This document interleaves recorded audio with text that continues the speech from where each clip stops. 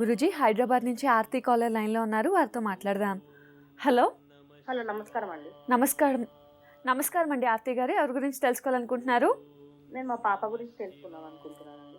తప్పకుండా అండి. పేరు నక్షత్రం చెప్పండి. పేరు పూజ అండి. ఆశ్లేష నక్షత్రం.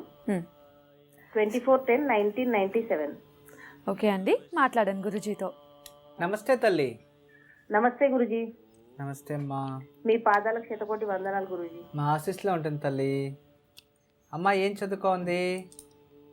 పాప ఇప్పుడు డిగ్రీ సెకండ్ ఇయర్ చదువుతుందండి. సిఏకి ప్రిపేర్ అవుతుంది.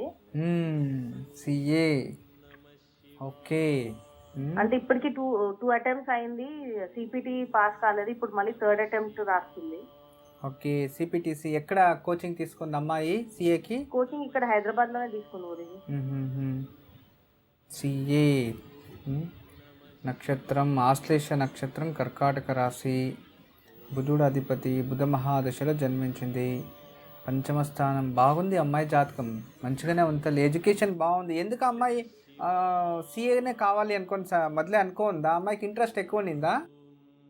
అంటే ఫస్ట్ లో నుంచి అది ఇది అనింది, కానీ ఇప్పుడైతే సిఏనే అంటుంది గురించి. ఫస్ట్ కొంచెం అంటే తను తొందరగా ఇది చెంచల్ ఉంటుంది కొంచెం, దానిపైన దీనిపైన.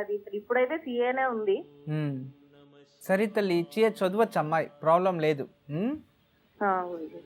చదవచ్చు. ప్రజెంట్ అయితే గురువు 3వ స్థానంలో ఉన్నాడు, ప్రాబ్లం లేదు. కర్కాటక సింహ కన్యలో గురువు ఉన్నాడు.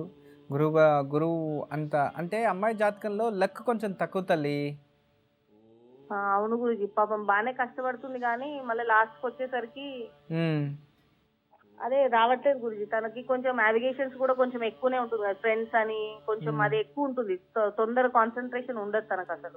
అంటే ఏకాగ్రత తక్కువ. అవును గురుజీ.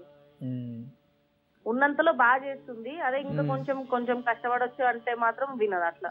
ఎస్ఎస్సిలో ఎంత వచ్చింది పర్సెంటేజ్? 10th లో 77. ఓకే. సెకండ్ ఇయర్ లో అన్ని అంతే 75 to 80 మధ్యలోనే ఉంటుంది గురించి, చిన్నప్పటి నుంచి అంతే. Okay okay. కానీ ఈ అమ్మాయికి ఇప్పుడు మ్యాథమెటిక్స్లో బాగుంటేనే తల్లి సిఏ అవ్వగలదు. చాలా థియరీస్ తెలుసుకోవాలి. తర్వాత చాలా కొంచెం వీక్ ఉంది గురించి. మ్యాథ్స్లో వీక్ ఉండి మళ్ళీ సిఏకి వెళ్తే ఎలా అమ్మా? దాని మ్యాథమెటిక్స్ నిజంగా సిఏ చేయాలంటే అసలు రోజుకి ప్రాక్టీస్ అంటేనే వాళ్ళు కరెక్ట్గా ఎడ్యుకేషన్ చేస్తే మార్నింగ్ తెల్లవారుజామున 3 గంటల నుంచి 6 గంటల మధ్య ఎవరైతే చదువుతారో వాళ్ళు సిఏ అవ్వగలరు తల్లి. మార్నింగ్ బ్రాహ్మీ ముహూర్తం లేవాలి అంటే ఉదయం లేచి చదివితేనే, ఉదయం ప్రాక్టీస్ చేస్తేనే, ఉదయం ఆ థియరీస్ చేస్తే మాత్రమే వాళ్ళు సిపిటిసి ఐపీసీటీ ఏదైనా వాళ్ళు పాస్ చేయగలరు. మార్నింగ్ 7-8 గంటల వరకు పడుకోండి, కాలేజీకి వెళ్ళొచ్చి మళ్ళీ ఇదేదో నేను చేస్తానంటే జీవితంలో ఎవరు చేయలేరు తల్లి. ఆ బద్ధకం దూరం అవ్వాలి అమ్మాయి అంతే. అమ్మా, అలాంటి వాళ్ళది నిజమైన ప్రేమ కాదు, అది వ్యామోహం. ఎగ్జాక్ట్లీ చిన్నత్త, నిజంగా ప్రేమించుకున్న వాళ్ళు అలా చేయరు. ఎంత మనసు విరిగిపోతే కన్న కూతుర్ని పట్టుకొని మా దృష్టిలో చచ్చిపోయా ఉంటుందా తల్లి? అది సరే అమ్మా, తన కూతురుతో తన మాట అనేటప్పుడు ఆమె మాటల్లో వ్యథ, కళ్ళల్లో బాధ గమనించావమ్మా? పెద్దబాబుకు బర్త్డే విషెస్ చెప్పు కూడా వెళ్ళాం కదా.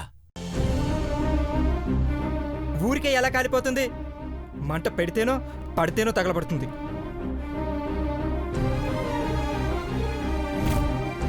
కరెక్ట్ చిన్నబాబు, నీకొచ్చినట్టే నాకు డౌట్ వచ్చింది.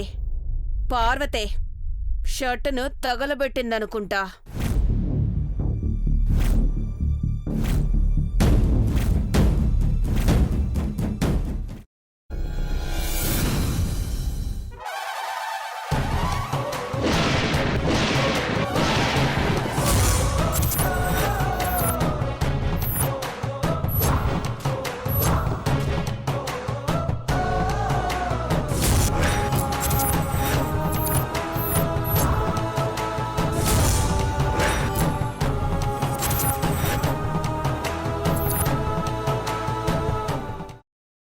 తర్వాత పొట్టు తీసేసి చాప్ చేసి పక్కన పెట్టుకోవాలి.